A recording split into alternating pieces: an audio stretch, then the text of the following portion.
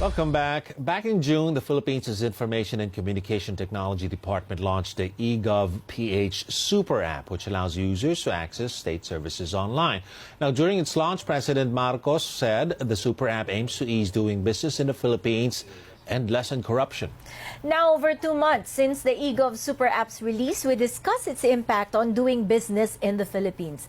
ICT Secretary Ivan John Uy joins us in the studio. Secretary, welcome to the program. We're very happy you're here with us live. It's different talking to a screen, right? Thank you very much, Ron, and thank you, Sal. Now, the way I see it, any government is the biggest spender in any economy, and to the extent that a super app like this can improve transactions, also adds to a better relation between the governed and the government, right?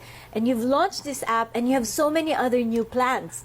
Tell us about how it's doing now. What are the plans coming? What are the things that are going to happen to the super app in the next couple of months? Well, as you very well know, since we are talking about apps, all the different government agencies have their own apps.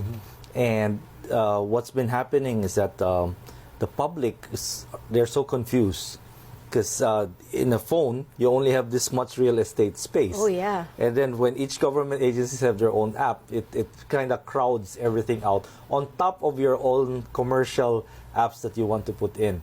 So the eGov Super App integrates all of these apps from all the different government agencies and makes them interoperable, and they can exchange information. But the most important aspect of the eGov Super App is the ability to do what we call a single sign-on.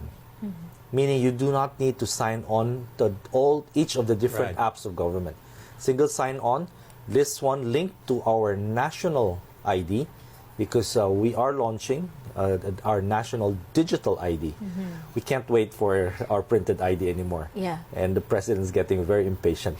So we were tasked by the president to say, let's launch a digital ID. So people don't have to wait. They can go to the super app and then get access. Yes. To their ID, and then they can show the QR code. Yes. Yeah. On top of the QR code, our single sign-on uses what we call multi-factor authentication, which means you verify your identity through either email, password, PIN, through a text message that you receive. The OTP. Right, OTP, or through your biometric. So all those factors are brought in order to authenticate. Once the system authenticates your identity, then you will now have access to your accounts, whether your accounts are with SSS, Pag-ibig, GSIS, PhilHealth, you name the agencies. So what we've identified are the major agencies that have the most pain points for the citizens. These are the frontline agencies, your NBI clearance, your DFA passport application, and so on. So these are the ones that we basically prioritize in our eGov Super App.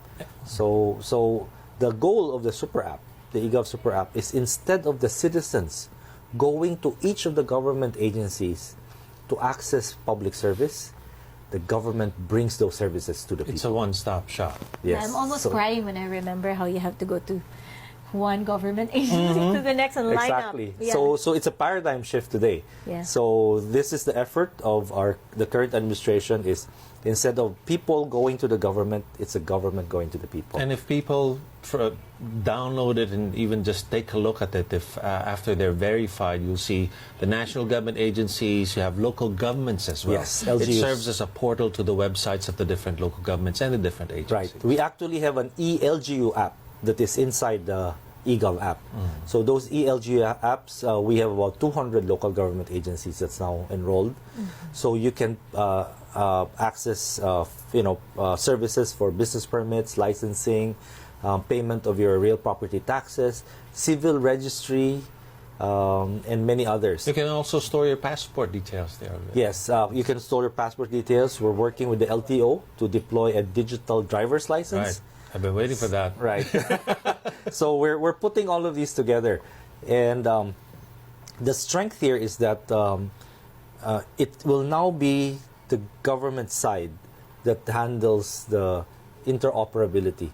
So it's not going to be the problem of the citizens going from one department to the next department to the next department, because all those information are with government anyway. Right. So why are we putting the burden on the citizens to access information that the government has? Yeah, and you have to sign transact. so many different forms, and you're just sending triplicates. it in triplicates. Yes. You're sending it to the same government body, right? And then you move not just to another department, you just move to another office within the department. You fill up another form. Exactly. And then when you fill up the form within the department, this one uses month, day, year, the other one uses day, month, year.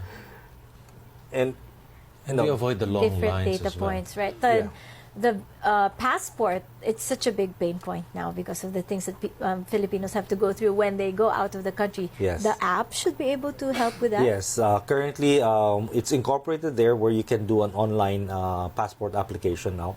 But we are working with the DFA to further enhance it so that even the submission of your required documents can be facilitated. Because with your single sign-on, you don't even have to go to PSA to get your birth certificate. Yeah. Because with your single sign-on, you now give the DFA access to the PSA database for your birth certificate. I don't have to bring all the printouts of all documents. Yes, they're all with government, right? They're all with government, so it should be government who should work together, and that's how the ICT is coming in. Secretary, do you have the stats on? Well, it's been launched 2 months ago.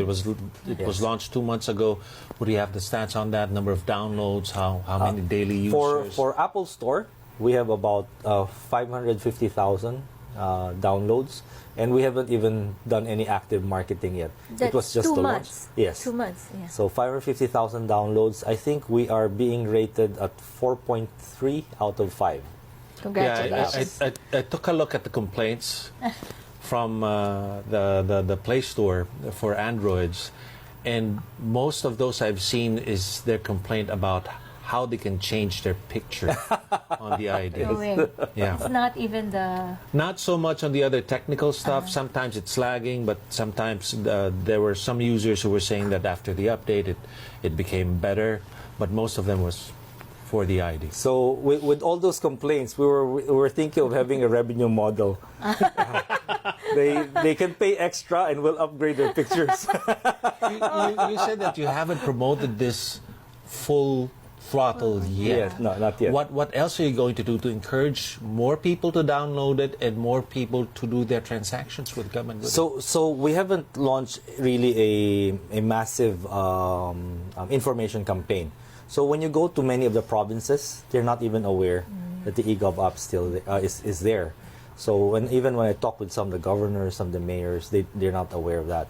But what we're doing is, although we've done a lot of what we call sandboxing of the app already for the past 6 months, but these last 2 months we were testing the waters because it's a live launch. So we wanted to assess what are the comments of the public and assess how we can address those needs. And then once we polish, because these things always need some polishing. Yeah. And once we're confident that it's something that is already robust, and then we'll do a massive information campaign through social media, through traditional media, and public information on how to download. And we're also building up the capacity of the different government agencies. Because some of those government agencies, medyo kulang pa sila. Hindi kaya sabay-sabay. Oo. And so when we link to them, partial lang yung capability nila. Oh, okay. So people sometimes get disappointed that when they access, we thought that this agency is already connected. How come I can only do this and not all the others? But we're not the ones doing those. It's those agencies that are doing those. We just take care of the integration and the back office channeling of the information. I was going to ask about that because it's basically a delivery channel for government services, right? And different LGUs have different time frame. For example, in my LGU, it may take me 3 days to get a business permit. In another LGU, it's going to take longer. Some say they can do it in 1 day. The app doesn't control that. It's No. still the LGU Yes. services. Because they have to make the decisions. They have to make the decisions. But we eventually we'd like to put a rating system into that, That's a good so that the Yeah. public now will be able to rate. Okay, which LGU did I have the best service, or which department? Then now we will have a more transparent government, because User control. yes, the Yeah. public will now assess. That's feedback. where the strength is, but that's also where our weakness is for the DICT. Why? Because we are the kitchen staff. We're the ones who cook. We're the ones who do the ingredients. But it's the waiters who get the tip. So Maybe you should an overall rating. so what will happen is, let's say a survey company will go out and survey, okay, how do you rate this government agency? Oh, hurrah! Because now they're digital and their services have increased very, very well, and they get a very high rating. And then the ICT, we don't know So what that bad. agency is doing. Because you're not visible. Yeah, but we're the ones who are doing it for those agencies to digitalize them. We're not jealous. We're not very jealous. We love to give to really improve the public service, and so anything that we can do in order to bring about easier transaction, to push our digitalization agenda of the president. For us, so long as we are able to deliver what we need, even if all the other agencies get the credit for it, we don't mind. Do you see this as something that will improve our ranking in the global ease of doing business Oh, report? definitely. Definitely. We launched together with the eGov app. eGov app is the e-travel. So the e-travel is just a one-stop access now to fill up your immigration form, your health declaration. We've incorporated also our customs form there. So it's going to be a more integrated approach. So whenever you travel, you've noticed that you no longer have to fill up all of those You paper just go to the forms. site, Just do it yeah. there. And actually, once you do it there, you're given a QR code, but they don't even ask for your QR code anymore. You don't need to show it. Why? Because once you pass through immigration and they scan your passport, they see your QR code there. Oh.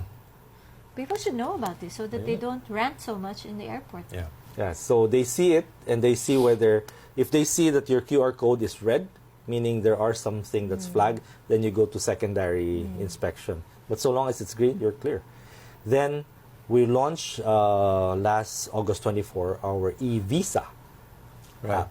So this e-visa app will now allow foreigners to come to the Philippines, and before they come to the Philippines, instead of going to the consulate, falling in line, and waiting for several weeks to get a visa, they can now do it online from anywhere, and so it's going to be much easier. That's going to increase our numbers of tourists coming into the country. The president emphasized how this app could lessen or even eliminate corruption. I'm just curious, would you have maybe a base number of how much corruption could be eradicated by using the app? And this is going to be interesting for users and non-users to find out how much money is not going to the pockets of corrupt individuals in those agencies. But what number are you working at here, looking at that may be eradicated through corruption through the agencies? Honestly, I have no idea. The corruption in itself is something that they keep hidden, right? So they don't publicize it that, okay, this was the amount that they stole. What the app or what this digitalization does, it removes discretion from the people. From the people who exercises those discretion, Right. on a whim, and that's where a lot of corruption happens. They sit on your documents. They refuse to make decisions, so that you have to find a way to expedite it. Right. And they keep the opaque drawers open so that you can slide in some money. Yes, and quite often they know your challenges. For instance, especially if they know that you came from the province in order to make an application. Here, you have to rent a place to stay. You have to pay for your food. And then, so they delay, every day that they delay your application, the higher your cost will be. So they try to extend it as long as possible. And then they'll compute, okay, since you're spending this much, we can lessen that expenditure by... Yeah, just give us some money. Yes, yes. So by removing that discretion and letting the machine, you cannot bribe a machine. That's true. Yes. Or an app. Or an app. And so we integrate AI into these apps. Yeah. And the AI does the analytics, does the understand how the business process works, and then actually develops ways and means in order to speed up or to facilitate the decision making. Sec, quick question before we end. Are there other big items that we can watch out for in the next couple of months in terms of the development of the app? Are you going to throw us some bombshell later on? eGov Pay. There you go. Right. So the payment channel, so that when you now transact with government, you can use that eGov Pay to pay for, and So this is now digital end-to-end, from Yes. application to payment. Yes. So eGov Pay we will be launching soon, and we'd like to do it as agnostic as possible, so you can use all payment channels at your choice, whichever you want. Currently, because of the challenges of the different government agencies, they only accept certain payment channels, and they cut out the others. So this one, we want to be as open and as neutral as possible, so that anybody can use whatever payment gateway or e-wallets or online bank accounts that they have available to them. So that's one of We'll it. wait for that. That's one of it. There'll be more. But, There'll be more. Just a With- teaser. With that promise, thank you so much, Sec Ivan. Thank you, Thank you Salma. very much.